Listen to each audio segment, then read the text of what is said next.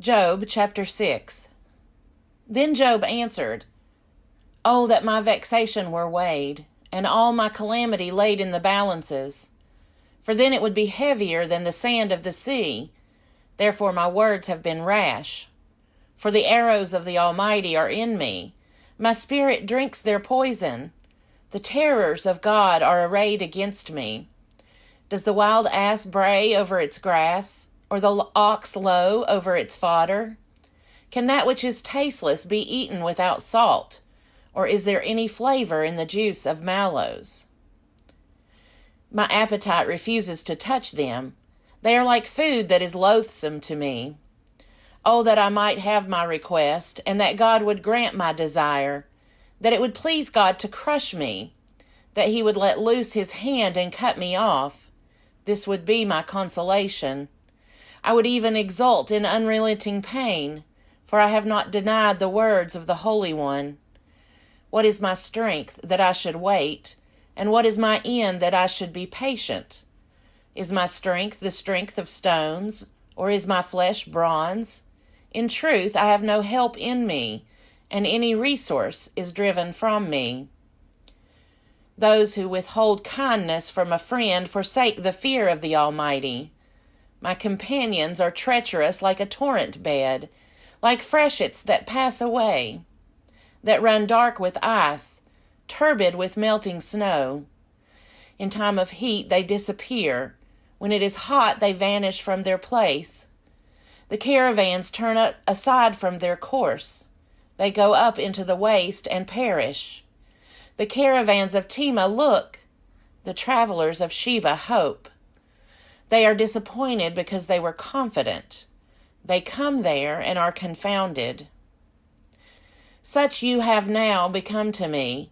You see my calamity and are afraid. Have I said, Make me a gift? Or from your wealth offer a bribe for me? Or save me from my opponent's hand?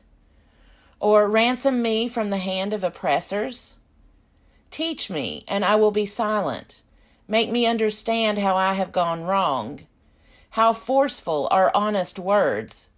But your reproof, what does it reprove? Do you think that you can reprove words, as if the speech of the desperate were wind? You would even cast lots over the orphan, and bargain over your friend. But now be pleased to look at me, for I will not lie to your face. Turn, I pray, let no wrong be done. Turn now, my vindication is at stake. Is there any wrong on my tongue? Cannot my taste discern calamity? Job chapter 7. Do not human beings have a hard service on earth, and are not their days like the days of a laborer? Like a slave who longs for the shadow, and like laborers who look for their wages. So I am allotted months of emptiness, and nights of misery are apportioned to me. When I lie down, I say, When shall I rise? But the night is long, and I am full of tossing until dawn. My flesh is clothed with worms and dirt. My skin hardens, then breaks out again. My days are swifter than a weaver's shuttle, and come to their end without hope. Remember that my life is a breath. My eye will never again see good. The eye that beholds me will see me no more. While your eyes are upon me, I shall be gone. As the cloud fades and vanishes, so those who go down to Sheol do not come up. They return no more to their houses, nor do their places know them any more. Therefore I will not restrain my mouth. I will speak in the anguish of my spirit. I will complain in the bitterness of my soul. Am I the sea or the dragon, that you set a guard over me? When I say, My bed will comfort me, my couch will ease my complaint, then you scare me with dreams and terrify me with visions, so that I would choose strangling and death rather than this body. I loathe my life. I would not live forever. Let me alone, for my days are a breath. What are human beings that you make so much of them, that you set your mind on them? Visit them every morning. Test them every moment. Will you not look away from me for a while? Let me alone until I swallow my spittle. If I sin, what do I do to you, you watcher of humanity? Why have you made me your target? Why have I become a burden to you? Why do you not pardon my transgression and take away my iniquity? For now I shall lie in the earth. You will seek me, but I shall not be. Job chapter 8. Then Bildad the Shuhite answered, How long will you say these things, and the words of your mouth be a great wind? Does God pervert justice, or does the Almighty pervert the right? If your children sinned against him, he delivered them into the power of their transgression. If you will seek God and make supplication to the Almighty, if you are pure and upright, surely then he will rouse himself for you and restore you to your rightful place. Though your beginning was small, your latter days will be very great. For inquire now of bygone generations, and consider what their ancestors have found. For we are but of yesterday, and we know nothing. For our days on earth are but a shadow. Will they not teach you and tell you, and utter words out of their understanding? Can papyrus grow where there is no marsh?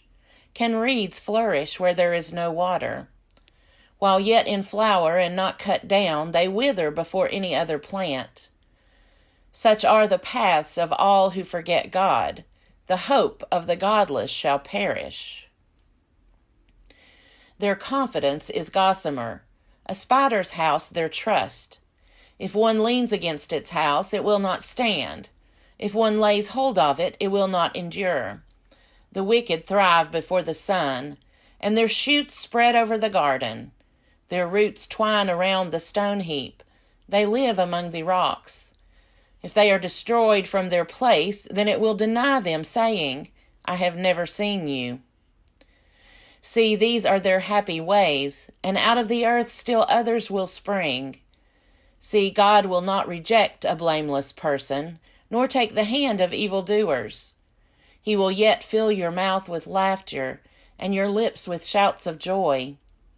Those who hate you will be clothed with shame, and the tent of the wicked will be no more.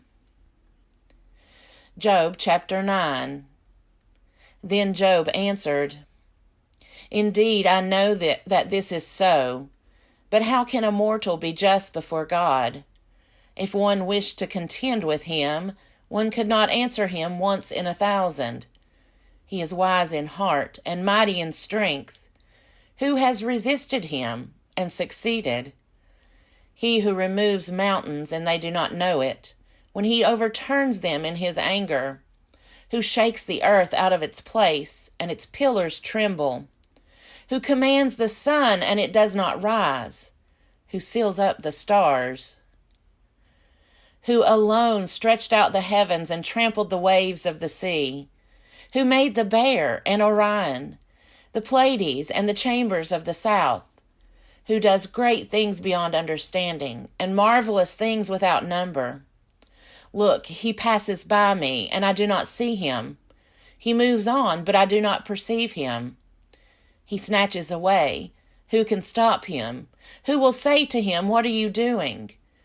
God will not turn back his anger. The helpers of Rahab bowed beneath him.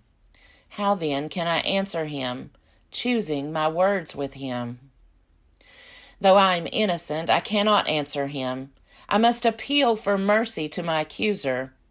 If I summoned him and he answered me, I do not believe that he would listen to my voice.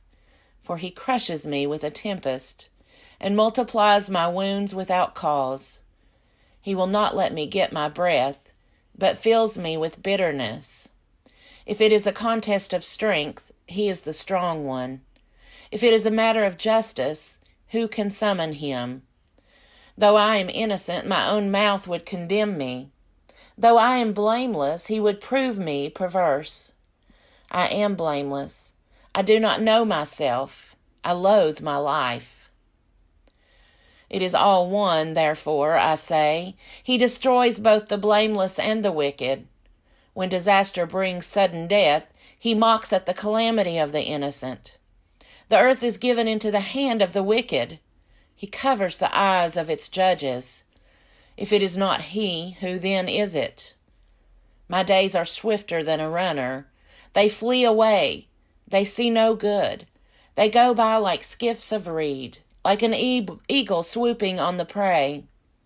If I say I will forget my complaint, I will put off my sad countenance and be of good cheer. I become afraid of all my suffering, for I know you will not hold me innocent. I shall be condemned. Why then do I labor in vain? If I wash myself with soap and cleanse my hands with lye, yet you will plunge me into filth, and my own clothes will abhor me. For he is not a mortal as I am, that I might answer him, that we should come to trial together. There is no umpire between us, who might lay his hand on us both. If he would take his rod away from me, and not let dread of him terrify me, then I would speak without fear of him, for I know I am not what I am thought to be.